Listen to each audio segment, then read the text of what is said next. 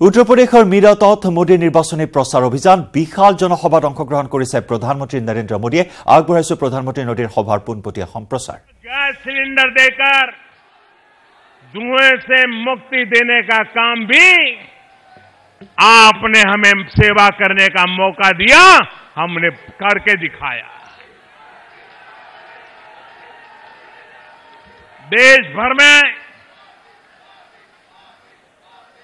10 करोड़ गरीब परिवारों के घर शौचालय देकर बहनों को इज्जत देने का, जीवन देने का सौभाग्य भी हमें मिला है।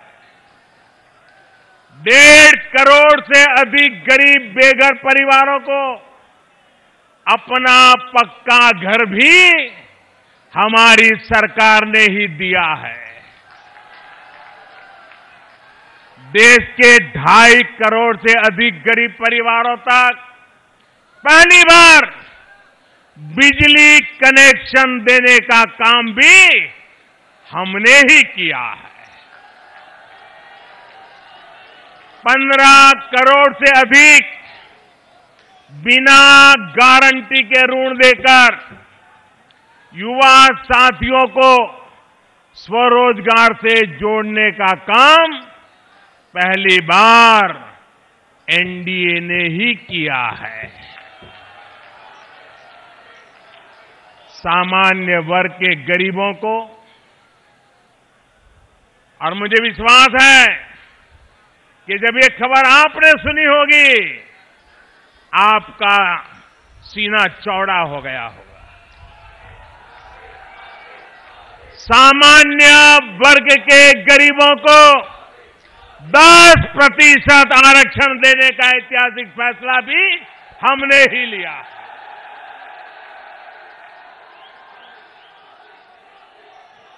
देश के ईमानदार करदाताओं को 5 लाख रुपए तक की कर योग्य आय पर टैक्स जीरो करने का रिकॉर्ड भी हम ही ने बनाया है।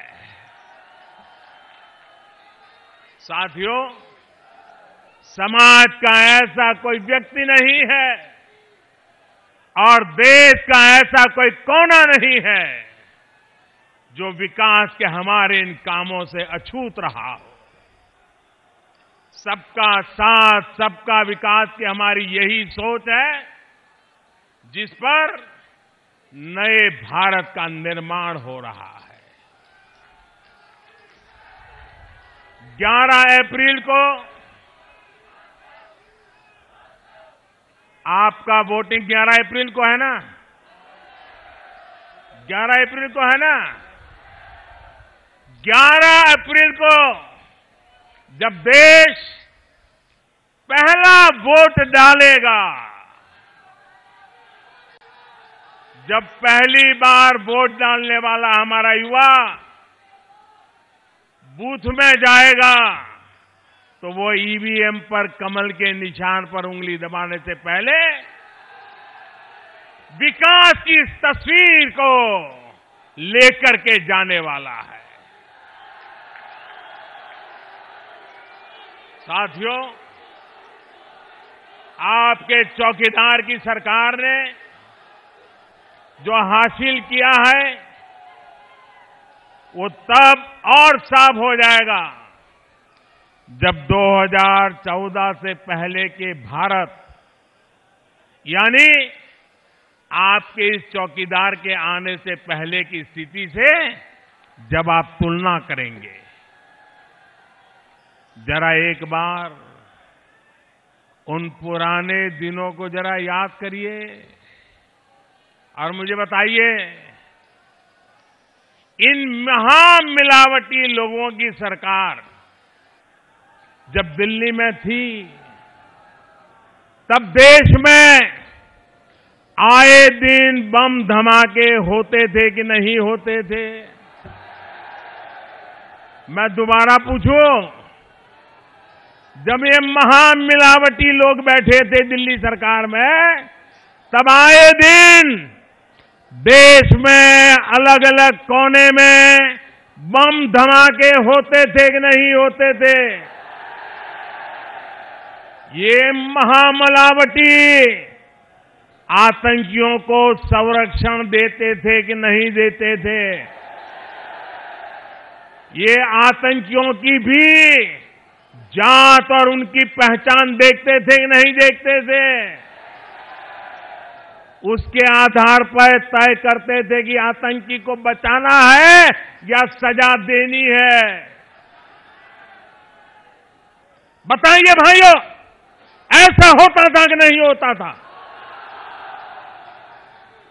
मुझे बताया गया है कि यहां मेरठ में जो विरोधी दलों के उम्मीदवार हैं, उन्होंने आतंकवादियों के लिए करोड़ों रुपए के इनाम तक का ऐलान कर दिया था। याद है ना? आतंकवादियों को करोड़ों का इनाम। सोचिए, महामिलावट के लिए लोग किस हद तक जा सकते हैं। ये महामिलावटी लोग भ्रष्टाचारियों के साथ है कि नहीं है भाई? ये लोग भ्रष्टाचारियों के साथ है कि नहीं है? महामिलावटियों के राज में बेटियों को इंसाफ मिलता था क्या? मेरठ वाले तो बराबर जानते हैं। क्या बेटियों को इंसाफ मिलता था क्या? इनकी सरकार में गुंडे और बदमाश बेलगाम थे कि नहीं थे? क्या ऐसी महामिलावट के हाथ में देश सुरक्षित रहेगा? देश सुरक्षित रहेगा? देश सुरक्षित रहेगा? साथियों, मेरठ और पश्चिमी यूपी तो इनके कारनामों को भुगत चुका है। जब से योगी जी की सरकार आई है,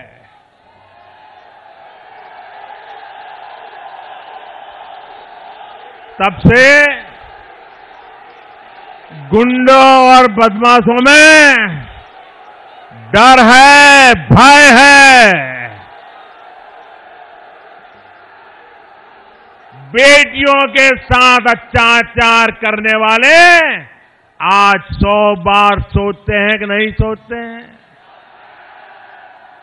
क्योंकि आपके इस चौकीदार ने ऐसे लोगों को फांसी तक का प्रावधान कर लिया है।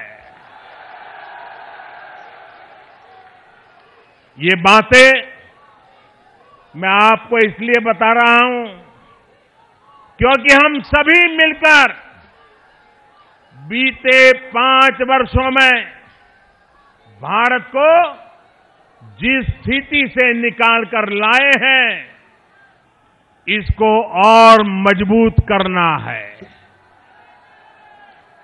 देश को और मजबूत करना है कि नहीं करना है?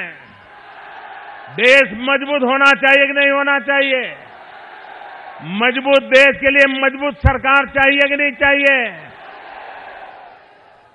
अगर इन महामिलावटी लोगों को, ये जरा बराबर उत्तर प्रदेश के लोग समझ लें, अगर इन महामिलावटी लोगों को जरा भी मौका मिल गया तो ये देश उस पुरानी स्थिति में जाने में जरा भी देर नहीं लगने वाली।